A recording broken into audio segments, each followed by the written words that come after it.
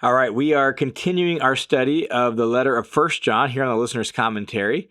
And if you have not already checked out the Listener's Commentary app, I really encourage you to do so. I just think it makes using the Listener's Commentary so much easier because you can listen by book. So if you want to study First John, as we're doing right now, click that book, or Romans, or Matthew, or Luke, or Acts. You can just click the book, and then all the recordings are right there for you. It'll mark which ones you've listened to so you can automatically see right where you're at. So I think it makes it easier to navigate and use the commentary for your own Bible study.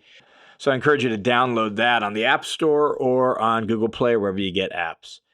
All right, in this session of the Listener's Commentary, we are looking at 1 John chapter 4, verses 1 through 6. And one of the ways John has been organizing his thoughts in the last few sections of the letter is this. When he wraps up a section, he adds a line right at the end of that section, which becomes the topic of the very next section, the next paragraph. So, for example, in 2:29, John threw in about being born of God. Well, then 3:1 through 10 is all about who the children of God are and being born of God.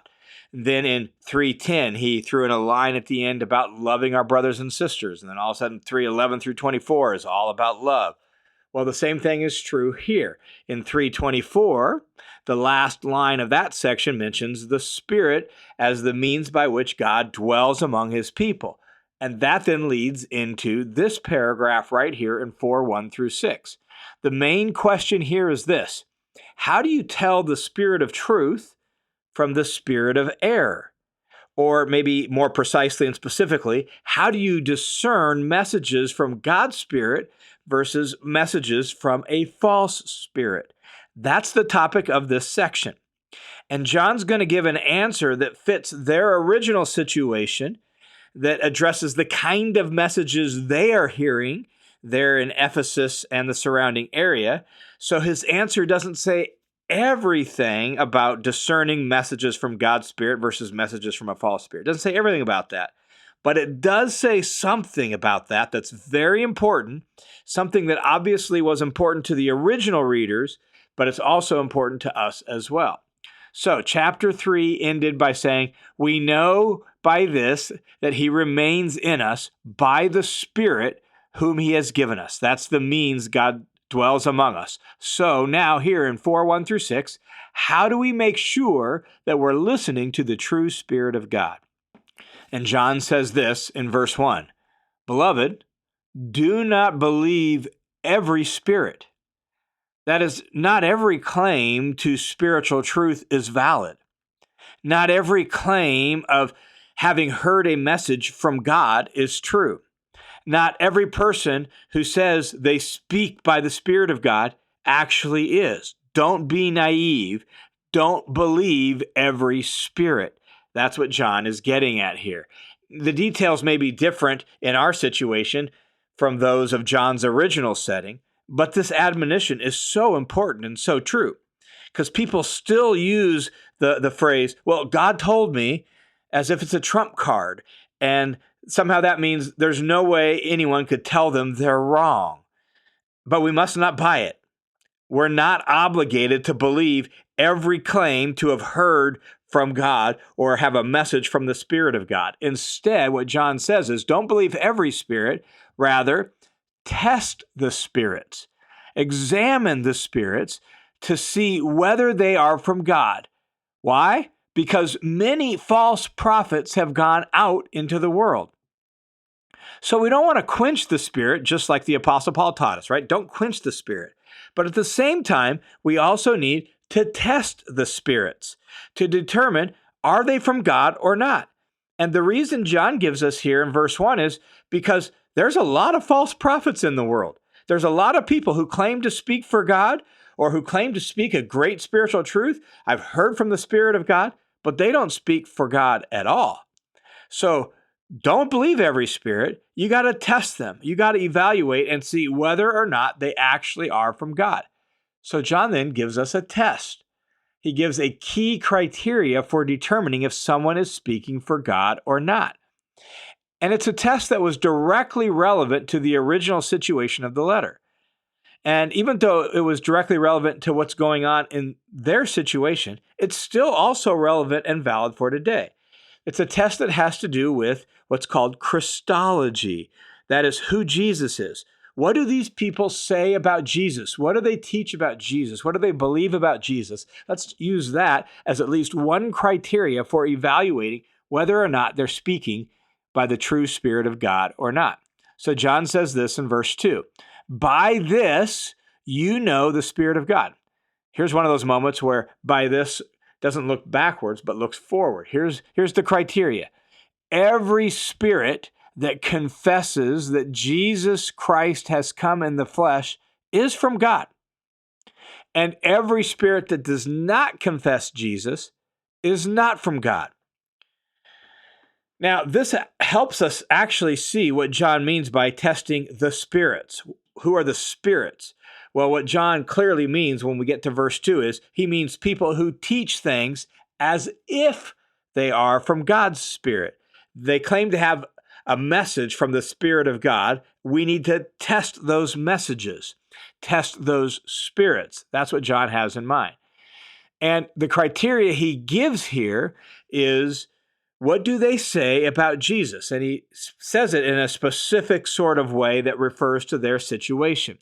In their original situation, recall that there are professing believers who once were a part of these people's churches who are saying, we speak, we got a message, we know the truth because God spoke to us and God told us. Well, God said. And one way to tell, John says, whether or not they're really hearing from God's Spirit or not is to evaluate what they teach about Jesus. And in their original situation, one of the falsehoods that were affecting those churches John is writing to is that people were denying the full humanity of Jesus the Messiah and Son of God. In other words, they were denying that the Son of God, the second member of the Trinity, right, like the Son of God had become the human being, Jesus. There was some false teaching about that. Well, since the Spirit of God is one with God himself and one with the Son of God, the Spirit of God is not going to pass on falsehood about the Son of God and about Jesus.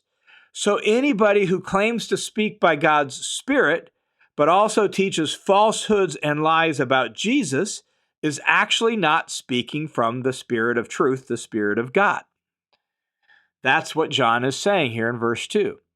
The original readers needed to learn this, and we need to learn this too, that not everything that's said or done by someone who professes Jesus and claims to have the Spirit is actually said or done by the Holy Spirit. And one criteria is, what do they say about Jesus? So John then adds, this is the spirit of the antichrist, which you have heard is coming and is now already at work in the world. John already brought up this topic earlier in the letter in chapter 2. Now John tells us that any person, even a professing believer, who claims to speak for God but believes and teaches lies about Jesus, that person is full of the antichrist spirit, not the Holy Spirit. That's what he says here at the end of verse 3. Then John reassures his readers like this. He says in verse 4, you are from God, little children, and have overcome them, because greater is he who is in you than he who is in the world. What he's saying is, you, the people he's writing to, you can rest assured that you are from God. Why? Because you've believed the truth about Jesus. The new ideas that are being purported about Jesus, the supposed new revelations that have come supposedly by the Spirit of God, all of that hasn't led them astray from the truth about Jesus. They have remained true to that which they have been taught about Jesus since the very beginning. Therefore, they are of God. And they have victory. Notice he says, you have overcome them. You have victory over them. That is over the antichrist teachers, over the antichrist spirit that's already in the world. They have done that by resisting those false teaching and those false messages and by staying true to what they've been taught. Now, why have they overcome them? Well, John says in the second half of verse 4, because, giving a reason, greater is he who is in you than he who's in the world. Who's he talking about? Well, you might immediately think the Spirit who is in you. And John has already said that it's the Spirit who dwells in them, and that's how God lives in them. But the he here can't refer most specifically to the Spirit because in Greek, it's not in neuter, it's masculine. It's a technical Greek grammar thing. So it either refers to Jesus or God the Father. And since the spirit of the world is the antichrist spirit, it makes most sense just to see this as Jesus, the Christ here. So he says, you have overcome them because Jesus himself, you have victory over them because Jesus himself dwells in you, and he's greater than that antichrist spirit. They, verse 5, meaning those false teachers, those antichrist teachers, they are from the world. That's their source of being. That's where they get their life. They're part of the world out there, the anti-God system, the apart from God system. They are from the world, therefore. They speak as from the world, and the world listens to them. So those false prophets and false teachers, the ones who are claiming to speak by the Spirit of God but are liars, the world listens to them. They seem important to the world because they have the same character and values and viewpoints as the world. So the world likes them and the world listens to them. But on the flip side, verse 6, we are from God. The one who knows God listens to us. The one who is not from God doesn't listen to us. I think most specifically, the we here probably includes John and those with him. John, maybe some of the other apostles John might have in mind, those John has sent out to teach. We are from God. But it also includes all the faithful churches that John is writing to then, and all those who hold true to what has been taught about Jesus since the beginning. We're from God. Those who hold to the message that was taught about Jesus and by Jesus from the very beginning, we're from God. And the one who knows God listens to us, listens to John, listens to those John has sent to the churches, listens to the others who are faithful speakers and teachers in the church who are passing on the truth about Jesus. The one who knows God listens to us. The one who doesn't know God doesn't listen to us. And that word listen means more than just hears the words. It entails heeding them too. Like one of the words for obey in the Greek language actually comes from the word to hear. So it's the idea of listen and do. It's the idea of stay true to what John teaches and stay true to all those who teach what John teaches. That's how you're going to sort out the spirit of truth from the spirit of error. And so John says, by doing this, by staying true to that message, by this, we know the spirit of truth and the spirit of error. The original apostolic teaching about Jesus, what has been taught from the beginning, that's the key line of demarcation between truth and error. And people who claim to be prophets or teachers, but don't teach what John taught, people who even claim to be churches, but don't teach what John and the other apostles taught about Jesus, guess what? They don't speak for God. John says they are antichrist. And this is so important for us still to this day to have in mind that just because someone claims to speak for God doesn't mean they actually do. Just because maybe they even claim to be or in some way lead a supposed Christian church doesn't necessarily mean they're full of the Spirit of God. Just because someone says, God told me, doesn't make it so. We have a responsibility. Indeed, here we have an obligation to test the spirits. And not the only criteria, but one of the criteria is, what do they teach about Jesus? What do they believe about Jesus? Is it the same thing that the apostles taught about Jesus from the very beginning or not? That will help us have at least one criteria for discerning the spirit of truth from the spirit of error. All right, thanks for tuning in to this session of the Listener's Commentary on the New Testament. The Listener's Commentary is a listener-supported, crowd-funded Bible teaching ministry that's made possible by the generosity of dozens and dozens of people just like you. So thanks a ton for your support. This ministry only exists because of your generosity and because of your kingdom vision. If you have been blessed or impacted in any way by the listener's commentary and the Bible and Life podcast, would you consider joining the team of supporters? You can do that by going to listenerscommentary.com, clicking the give button. You can put in a dollar amount, click a little box that says make this monthly if you want it to be a recurring donation, and all those monies will come from you through World Family Mission, a registered nonprofit, straight to me. So thanks a ton for your support.